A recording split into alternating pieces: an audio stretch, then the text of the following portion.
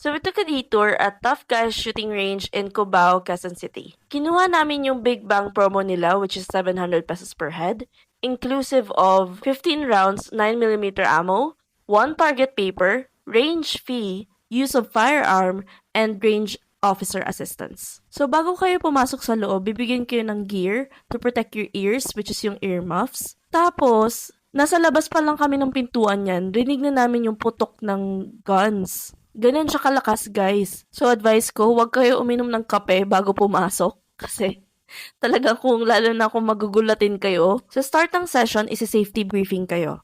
Kung paano hawakan yung gun, yung tamang stance, kung when nyo dapat ilagay yung finger nyo sa trigger, paano kumasa, mag-load ng gun, and of course, how to aim. So, bago kayo mag-start, magte-test shoot na muna kayo without ammo just to get the feel of it. One thing to look out for is yung recoil. This is a powerful weapon, so just be prepared for that. You saw how gumalaw yung gun upwards after I shoot, so dapat talaga confident enough ka na hindi loose yung grip mo, and dapat sakto lang. Siguro my one feedback is, hindi nila agad nililinisan yung shells na nahuhulog sa floor.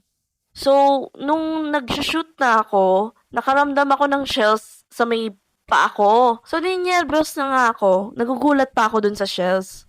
And of course, safety concern yun kasi what if matapilok ka? So, yun, sa una, nakakakaba. Pero once you get the hang of it, it's scary but fun.